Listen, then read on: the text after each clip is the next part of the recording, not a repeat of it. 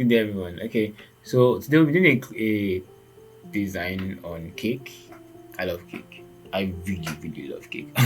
Okay, yeah, so we'll be doing a design on cake, a social media design. Very simple design to just say how delicious cake is. You agree with me, right? Okay, so first thing we needed to do was to create a gradient, and I already did that because that's something I like to do.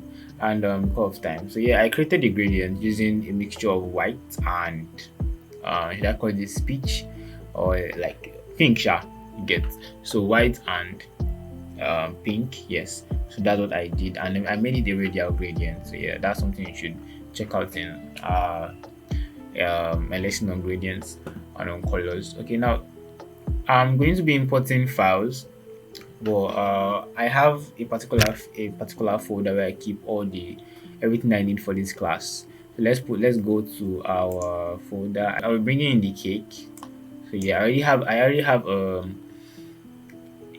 transparent cake downloaded from the internet that is chopped up like this. So I'll drag it inside here, and there's my yes. This right here is my cake. So you see that it's already coming to life because the cake already looks like it's a really, really nice cake and really yummy. So let's focus on the design of the cake now. So yeah, the next thing I'd want to do is I want to position the cake in a way that attracts the eye, that is really attractive. Because that's basically everything about what's it called, about social media design. Something that you want to be really attractive, that people want to stay and actually look at it for a while. Okay, so we have successfully placed the cake in the place we want. Now the next thing we want to do is we want to type.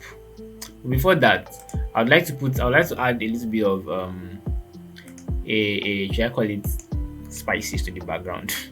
So yeah, I would create some circles around it, and I'm going to reduce the opacity of the circles in such a way that it blends. I just need the background to have an effect. You will see the effect when I'm done. It looks like a gradient on its own because it's mixing with the gradient of the background, so it just seems like a gradient on its own. But yeah, that's not exactly what I want. I just want something there. Okay, okay, I'll put it here. In design, just keep on trying everything until you feel like you've gotten what you need. Yeah, I think this is okay.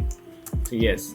So now the next thing I want to do is I want to bring in there's something that I like to add, and that's this light. But before I do that, I want to add the milk because I nothing really milk. Cake has nothing to do with milk, but it sort of adds life to this. I'll show you what that is. So we want to put the milk at the back of the cake because as you can see, it doesn't make sense in front of the cake. Because if it's in front of the cake, it blocks the cake, and we don't want that. So they will bring it down under the cake. Now this is the layer, of course. I'm going to bring the layer of the milk under the layer of the cake, and there you have it. So you see how beautiful it is. Now I'm going to duplicate this now using Ctrl plus J, and we have two milk. Now this is milk one, milk copies. So yeah, milk copy.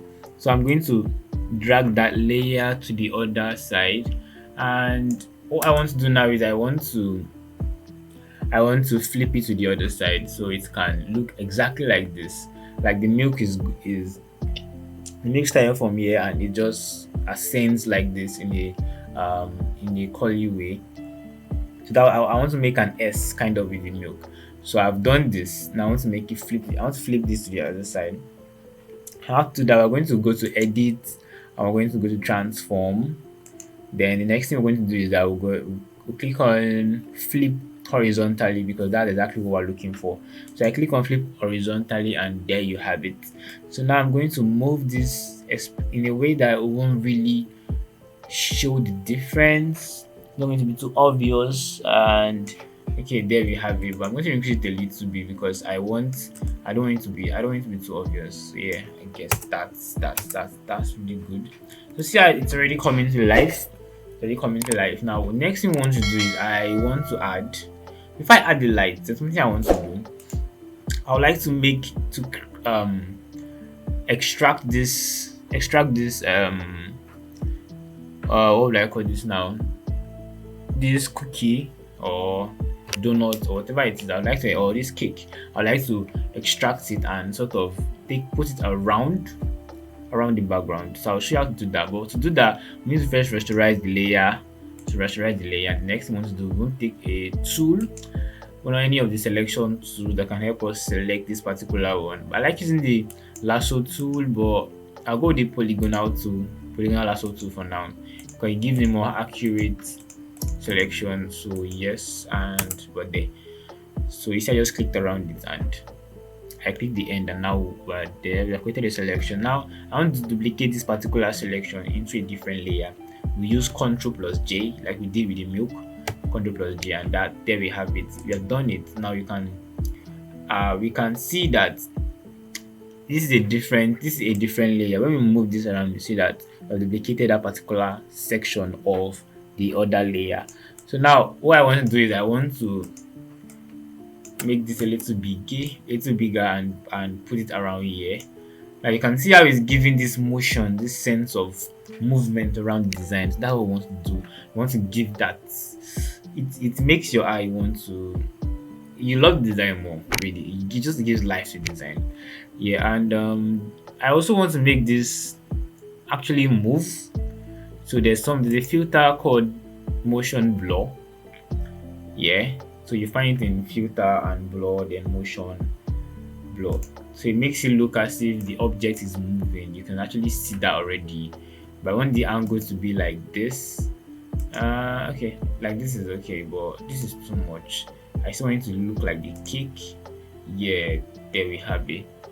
Okay, so now that's it. So now next one is I want to duplicate this again, Ctrl plus J, and put it somewhere around here. Yes, and make it a little bigger so you can have that, difference. So I want to also actually flip this to the other side, so it won't look exactly like this. Look like the cake moved from here, then spinned and came here. So I'm going to do the same thing here, transform, then flip horizontally, so it's like this here. Okay, so I'm going to take this again. And how did I do that? I use the shortcut of clicking it with Control. Okay, and you can also use auto select, but I prefer that, Control plus click. So now I'm going to duplicate this again, Ctrl J again. So I'm going to put this very small, but around here, then just do this. Yeah, so it looks like it came like this and spinned, and now it's here. Okay, good. Now the next thing I want to do is I want to put my text. I already have my text already made because I really love this font. So delicious. And let me just check the font. Calista script. Okay, and this is okay, initializing type 2. Let's wait for that to happen. Okay, yeah. And the next thing now is cake. So I'm going to open the cake layer, and there you have it. Yeah, my PC became really slow. So now cake, and the cake is written person. You can use any sans serif font for this, actually, for cake, but this is one I chose.